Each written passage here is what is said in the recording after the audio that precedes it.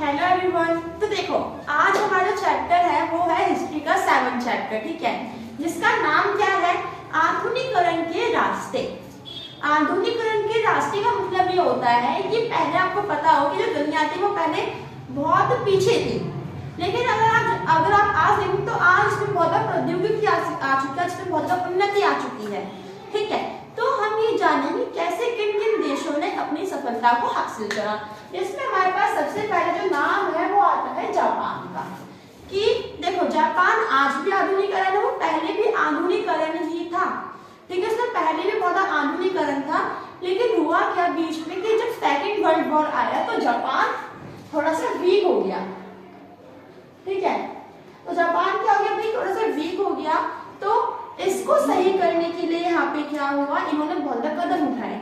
तो अब हम यहाँ पे जापान के बारे में ही पढ़ने वाले हैं। तो देखो, सबसे पहले तो अगर हम यहाँ पे बात करें कि अपना ये जापान है, अपना ये जो जापान है, तो ये जो जापान है, तो यहाँ की अगर राजनीतिक व्यवस्था की आप पहले बात करने वाले हैं कि यहाँ पे राजनीतिक व्यवस्था कैसी थी। पहले हम बात करते हैं यहाँ की भौगोलिक व्यवस्था की, मतलब कि जापान एक द्वीपीय देश है, ठीक है। यहाँ पे बाढ़ आना बहुत ज्यादा कॉमन है, क्योंकि ये क्या है कि द्वीपीय देश है, समुद्र के बीचों बीच पाए जाने वाला एक देश है। तो इसलिए अगर बात करते हैं यहाँ पे सबसे पहले क्या, राजनीतिक व्यवस्था, जापान की राजनीतिक व्यवस्था। तो देखो भाई, जो अपना जो जापान, अब इसमें सबसे ऊपर थे क्योटो, ठीक है। क्योटो मतलब कि वहां का राजा। फिर उसके नीचे आते हैं शोगुन पद, जो कि सेकंड नंबर पे आते हैं, थर्ड नंबर पे। और तो अब सबसे ऊपर कौन था, क्योटो था, उससे नीचे था शोगुन, और फिर उसके नीचे था डैम्यो, ठीक है।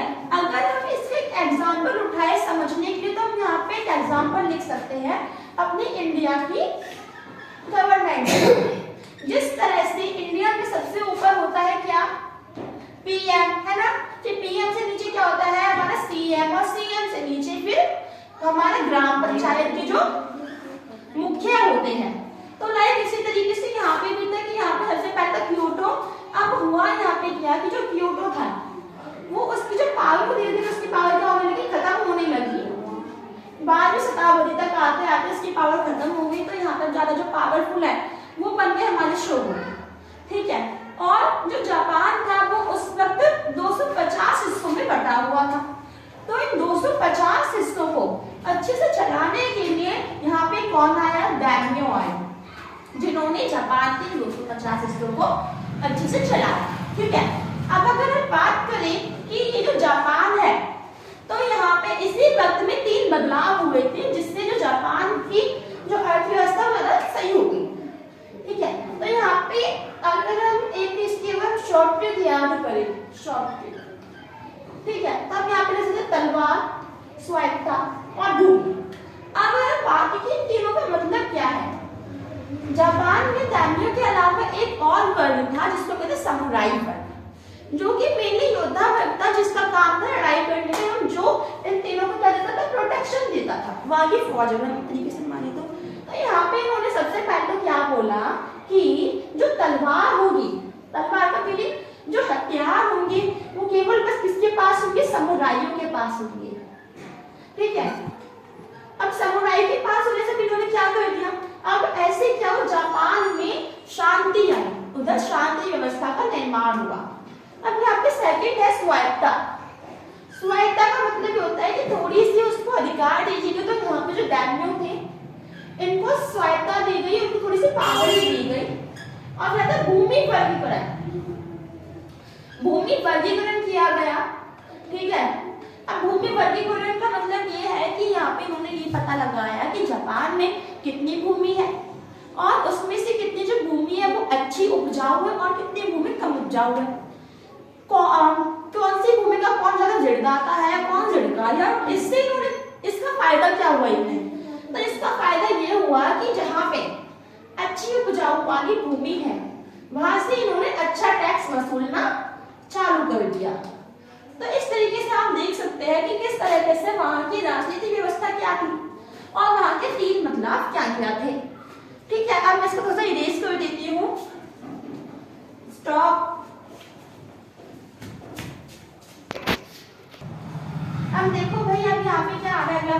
जापान एक धनी राज्य था।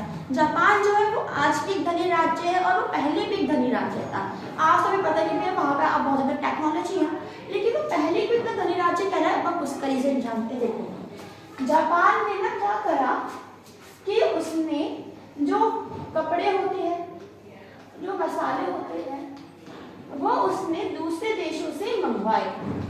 ठीक है, इसने क्या करा, इनका आयात करा और इन्होंने जब ये चीजें खरीदी तो इन्होंने इसके बदले कोई पैसे नहीं दिए, इन्होंने इसके बदले दी क्या, खनिज, कीमती खनिज, मतलब कि हमारा सोना हो गया, ठीक है, चांदी हो गई। तो इसके इस धनी स्वभाव के कारण हम इसको जापान को धनी राज्य कह सकते हैं। ये भाई जापान की में ना आयात होता था कपड़े मसालों का, ठीक है, लेकिन इन्होंने इसके बदले निर्यात में क्या क्या दिया, खनिज, सोना, चांदी जैसे इन्होंने वस्तुएं उपलब्ध करवाई। अब हम आते हैं यहाँ पे आगे, ठीक है, आगे हम देखेंगे तो आएगा यहाँ पे मेजी व्यवस्था बहुत ज्यादा इंपॉर्टेंट है, क्योंकि इसमें से हमेशा क्वेश्चंस आते हैं। 3 नंबर का आएगा और 8 नंबर का भी आ सकता है, इतना इंपॉर्टेंट टॉपिक है। ठीक है, अब देखो मेजी व्यवस्था, मेजी पुनर्स्थापन, इसका मतलब ये है कि हमने जाना कि स्टार्टिंग में जो जापान था वहां पे शोगुन वंश ज्यादा ऊपर जाना था। ठीक है, अब क्या हुआ, शोगुन वंश हो गया हमारा खत्म, शोगुन वंश का क्या हो गई, एंडिंग हो गई। और एंडिंग के बाद फिर से यहाँ पे जो हमारा जो राजा वाला जो है, जो सम्राट, जो प्रशासन है वो आने लगा। तो इसी को हम कहते हैं क्या, मेजी पुनर्स्थापन, मतलब कि पहले शोगुनों का ज्यादा दबदबा था, लेकिन फिर शोगुन व्यवस्था खत्म करके फिर से मेजी व्यवस्था, मतलब कि सम्राट व्यवस्था लाना ही हमारा मेजी पुनर्स्थापन कहलाता है। अब यहाँ पे क्वेश्चन आता है कि हमने मेजी पुनर्स्थापन क्यों करा, हमें जरूरत क्या थी, क्या करा था पैसे शोगुनों ने कि हमें मेजी लाना पड़ा। अब देखो इसके दो कारण है, अंतरराष्ट्रीय संबंध, अंतरराष्ट्रीय संबंध का होना।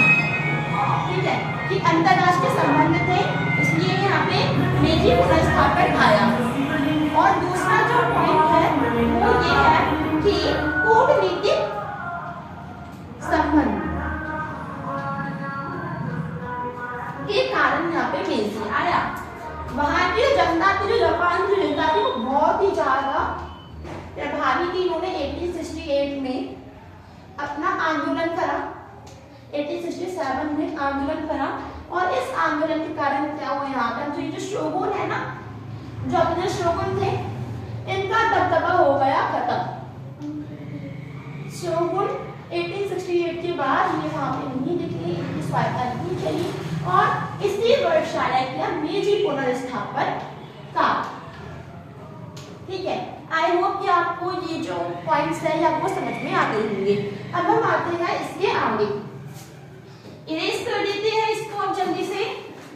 और अगला जो, अब देखो यहाँ पे अगला जो पॉइंट है वो ये आता है सबसे पहले कि 1853 में यहाँ पे एक कमांडर बैरियो था जो कि ब्रिटेन का था। ठीक है, अब वो यहाँ पे जापान से दोस्ती करने आया।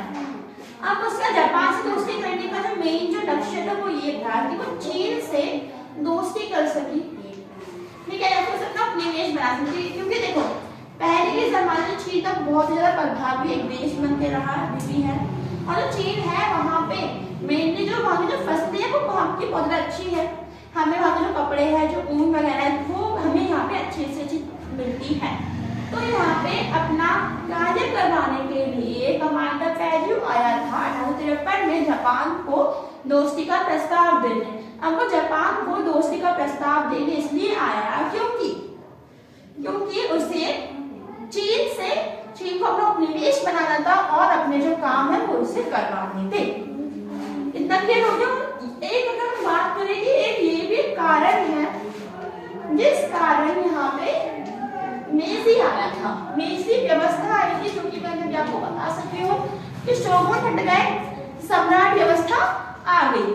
अब हम आते हैं कि जो मेजी था इसने क्या करा। ठीक है, यहाँ से बहुत ज्यादा इंपॉर्टेंट क्वेश्चन है कि मेसी ने जापान में उसने क्या क्या सुधार करे, उसने क्या करा, उसने क्या नहीं करा। तो ये करना एक इम्पोर्टेंट पॉइंट है, ठीक है। अब देखो जो मेसी है, इसमें सबसे पहले तो जो शिक्षा है वो उसने एक सशक्त बनाई, क्योंकि उसे पता था कि जब तक किसी देश में शिक्षा अच्छी नहीं होगी तब तक वो देश आगे बढ़ ही नहीं सकता, ठीक है। और इसलिए उसने पहले से ही यहाँ पे क्या करना स्टार्ट कर दिया, इसने यहाँ पे कुछ प्रावधान लाए। वो क्या था कि लड़का हो या फिर लड़की, दोनों के लिए शिक्षा बराबर होगा। जो बच्चे उनको नैतिक शिक्षा दी जाएगी, बहुत कम फीस में शिक्षा उपलब्ध करवाई जाएगी और उन्हें राजा के विषय में पढ़ाया जाएगा, राष्ट्रवाद जो विषय है वो भी इन्हें पढ़ाया जाएगा। और इसी के साथ इन्होंने और क्या बोला कि इन्होंने यहाँ के जो छात्र है, ठीक है, इन्होंने यहाँ के जो छात्र है वो उन्होंने कहाँ पे भेजना स्टार्ट कर दिए, विदेश में। तो इन्हें पता था कि विदेश में जाए तो वहां से अच्छी सी अच्छी उन्नति, पढ़ाई, औद्योगिकरण का जो साधन वो लेकर आएंगे और फिर जापान का ये लोग उद्धार करेंगे। अब इसके बाद इसने अगला काम करा क्या, इसने की सेना और नौकरशाही दोनों के इसने अपने अधीन करा, कि क्योंकि इसे पता था कि भी किसी भी देश का जो मेन जो हिस्सा होता है ना वो सेना और नौकरशाही होता है, इसके बिना देश नहीं चल सकता। तो इसने क्या था, इसने इन दोनों को ही अपने नियंत्रण में कर लिया। अगला इसने उपनिवेश बनाने स्टार्ट कर दिया। अब इसने उपनिवेश बनाया मतलब कि इसने दूसरे देशों को अपना गुलाम बनाना स्टार्ट कर दिया। इसका एक एग्जांपल होगा कोरिया, ठीक है। आगे चलकर हम इस चैप्टर में कोरिया की कहानी भी पढ़ेंगे। तो उसने कोरिया को अपना उपनिवेश बनाया, उसने चीन के छोटे से भाग को भी अपना उपनिवेश बनाया। मतलब कि इतना छोटा सा ये देश था और उसने उसको अपना उपनिवेश बनाया। इरेज, ठीक है। और उसने अब क्या करा कि उपनिवेश बनाया, बाद में उसने एक नई कानून व्यवस्था बनाई। उसने इस कानून व्यवस्था में क्या बोला कि हमारे देश की ना कानून उसने व्यवस्था अलग बना ली। इसमें उसने सेंसर, बैठक और राजनीतिक गुटक, मतलब कि जो राजनीति जो पार्टी थी, जो पॉलिटिशियन जो पार्टी थी, इसने उस पर निगरानी रखना स्टार्ट कर दिया। और इसने साथ ही में क्या किया, इसने मेजी ने आधुनिकीकरण करा। अब इसने आधुनिकीकरण कैसे करा, आधुनिकीकरण से अगर हमें क्वेश्चन बोले तो इसने क्या करते, देखो इसके लिए हमें क्या चाहिए होता है, ये है ना, हाँ। तो यहाँ पर हमारा क्या आ रहा है कि इसने आधुनिकीकरण करा। आधुनिकीकरण के लिए हमें सबसे पहले क्या चाहिए होगा, पैसा, मनी, ठीक है। और ये जो मनी थी ना, ये जो मनी वाला जो सिस्टम था, अब इसने इसको कैसे बढ़ाया वो देखते हैं। इसने करी कृषि, कृषि पे इसने जोर दिया। कृषि से जो कर आया, कर से इसने क्या कमाया, धन कमाया। अब इसने जो धन कमाया ना वो उसने अनेक औद्योगिकरण फिर औद्योगिकरण जो रास्ते उसने उस पर लगा दिया। जैसे कि उसने रेलवे लाइनें बिछाना स्टार्ट कर दी। सबसे पहले जो रेलवे जो लाइनें थी वो जापान की राजधानी टोक्यो में हुई थी। 1870 से लेकर 72 तक ये जो काम थे समाप्त हो गया, ठीक है। और उसने कई कंपनियों का निर्माण करा और उसने कंपनियों को SBCD जो देना उसने प्रारंभ कर दिया। तो आई होप कि आपको ये जो मेसी ने जो करा ना, ये आपको समझ में आ गया होगा कि मेसी ने क्या करा। इरेज, अब देखो यहाँ पे जो अगला जो पॉइंट है वो क्या आता है, फैक्ट्री, ठीक है। फैक्ट्री मतलब कि वहां पे जो औद्योगिक थे तो मजदूर, फैक्ट्री के जो मजदूर थे ना, हम यहाँ पर उनकी जो इनका डाटा है वो हम यहाँ पर थोड़ा सा देख लेते हैं। तो देखो 1870 में जो कुल जो मजदूर थे उनकी संख्या इतनी थी। 1913 में कुल जो मजदूर थे उनकी संख्या 4 लाख थी। एवं यहाँ पे जो महिला है उनकी संख्या पुरुषों से ज्यादा थी। लेकिन क्या हुआ, इनसे काम ज्यादा करवाते थे, पहला पॉइंट तो ये, इन्हें ज्यादा तनख्वाह नहीं देते थे, दूसरा पॉइंट। तो इसलिए इन्होंने 1886 में क्या करी, हड़ताल करी, ठीक है। अब हम थोड़ा सा डाटा देख लेते हैं कि भाई सारे डाटे में क्या बोल रहा है। तो इसमें ये बोल रहा है कि कौन से सन में कितनी